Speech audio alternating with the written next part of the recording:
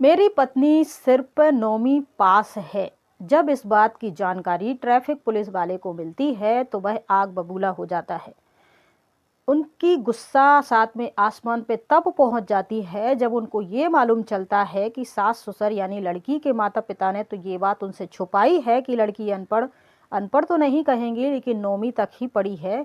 और साथ ही लड़के के माता पिता ने भी ये बात छुपाई।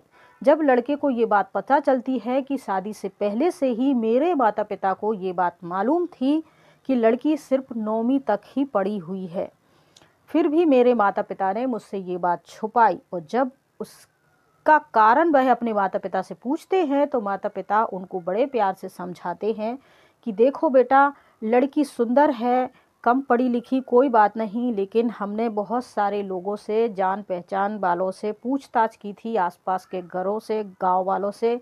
लड़की में कोई भी ऐब नहीं था और मुझे ये पक्का विश्वास था कि लड़की हमारे घर के लिए और तुम्हारे जीवन के लिए बिल्कुल परफेक्ट है।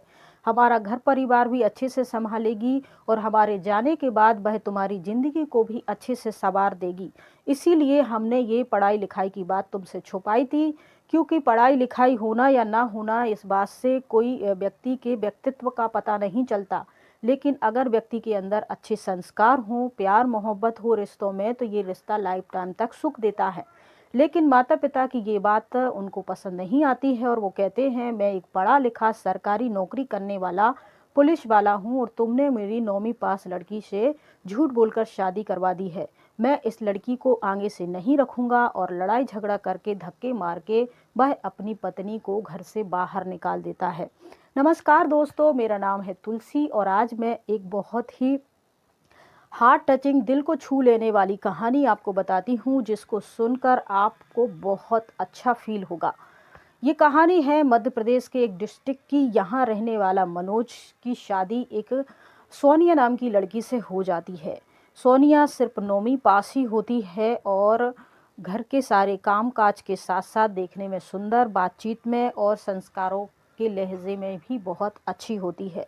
शादी के कुछ दिन बीत जाने के बाद जब डिस्ट्रिक्ट में वैकेंसी निकलती है, सरकारी कोई वैकेंसी निकलती है, इसके लिए वो सोचता है कि मैं तो सरकारी नौकरी कर ही रहा हूँ। मनोज जो कि एक ट्रैफिक पुलिस वाला है, अच्छी खासी उसकी पेमेंट है, सरकारी जॉब है, तो वो सोच रहा था कि मैं अपनी पत्नी का भी फॉर्म वगैरह डलवा देता हूँ, कंपटीशन एग्ज़ाम की कुछ बुक्स वगैरह उसे दे देता हूँ जिससे वो भी जॉब कर सकती है, निकल सकती है। और यही सोचकर फॉर्म लेकर वो घर जाता है और अपनी पत्नी सोनिया से कहता है देखो सोनिया, हमारे ज़िले में कुछ पोस्ट निकली हुई हैं पोस्ट ऑफिस की, अगर तुम चाहो तो इसमें फॉर्म भर दो ताकि इसके एग्ज़ाम भी दे दो ताकि तुम भी कोई पोस्ट हासिल कर सको। इस पर सोनिया चुपचाप रहती है और कुछ जवाब नहीं देती और बात को टालते हुए घर के कामों में लग जाती है। मनोज इस बात को थोड़ा भूल जाता है, टीवी देखने लगता है, लेकिन रात में वो फिर से सोनिया से कहता है देखो सोनिया, हमारे यहाँ पोस्ट ऑफिस की कुछ पोस्ट निकली हुई हैं और वैकेंसी निकली है, इसमें तुम फॉर्म भर दो तो तुम शायद निकल सकती हो। इस पर सोनिया रोने लगती है और कहती है कि जी मुझे माफ़ कर दीजिए, मैं आपको ये बात बताने के लिए कई बार कोशिश की लेकिन आपके माता पिता ने नहीं बताने दी है। दरअसल मैं 9वीं पास ही हूँ, आगे की पढ़ाई मैं नहीं कर पाई थी क्योंकि मेरे पिताजी की तबीयत ख़राब हो गई थी और मेरा भाई इकलौता कमाने वाला था, जिस वजह से वो उसकी कमाई, घर खर्च और पापा की देखभाल और बीमारी में लग रही थी, मेरी पढ़ाई लिखाई नहीं हो पाई थी। मैं ये बात आपको शादी से पहले भी बताना चाहती थी, शादी के बाद भी कई बार बताने की कोशिश की, लेकिन आपके माता पिता और मेरे माता पिता ने मुझे ये बात बताने नहीं दी। जैसे ही मनोज को ये बात पता चलती है कि मेरी पत्नी सिर्फ 9वीं पास है और इसके माता पिता ने तो छुपाया तो कोई बात नहीं, लेकिन मेरे माता पिता ने ये बात क्यों छुपाई, फिर वो बहुत ज़ोर ज़ोर से चिल्लाना शुरू कर देता है, गुस्सा करता है और अपने माता पिता आ जाते हैं और ये बात पूछता है। तब वो उसे समझाते हैं बेटा, पढ़ी लिखी लड़की आ जाएगी तो वो अपनी पढ़ाई लिखाई और सरकारी नौकरी के नशे में चूर रहेगी, इससे तुम्हारी सारी ज़िंदगी खुशी से नहीं गुजर पाएगी। पैसे ही घर चलाने के लिए काफ़ी नहीं होते हैं, घर में मान मर्यादा, प्यार मोहब्बत, थोड़ी लहजा भी होना चाहिए, जो इसमें सोनिया में सब कुछ है, इसीलिए हमने ये बात तुमसे छुपाई थी।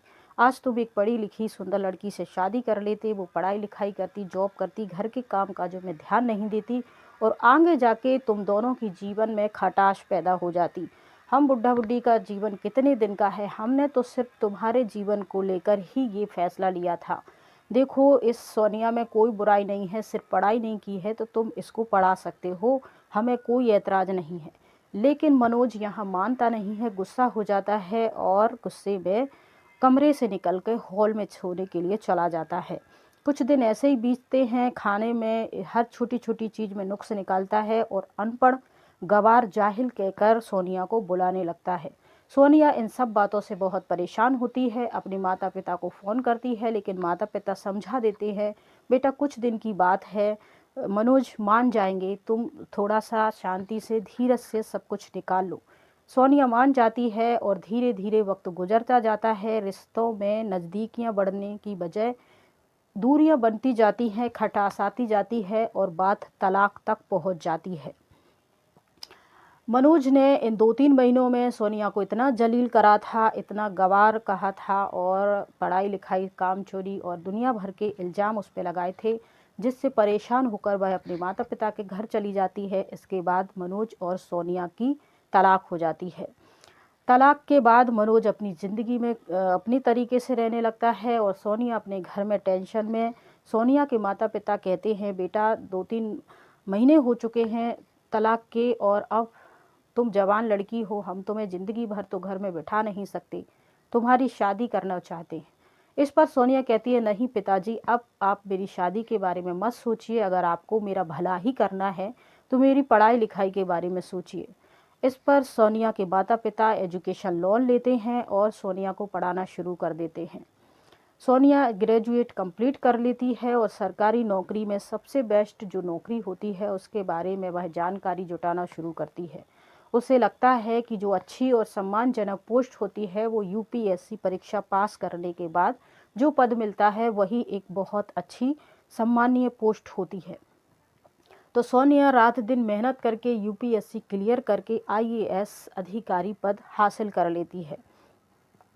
इसके करीब 10 साल इस पूरे संघर्ष में सोनिया के निकल जाते हैं। वह डीएम बन जाती है और वह उसी डिस्ट्रिक्ट में पहुंच जाती है जहां मनोज ट्रैफिक पुलिस वाला है। मनोज की आज भी वही पोस्ट है। उसकी रवैया भी सोनिया के तलाक के बाद से थोड़ा सा बदल गया था, जिस वजह से उसकी पोस्ट में भी कोई उसे प्रोग्रेस नहीं हुई, कोई ऊंचा पद उसे नहीं मिल पाया।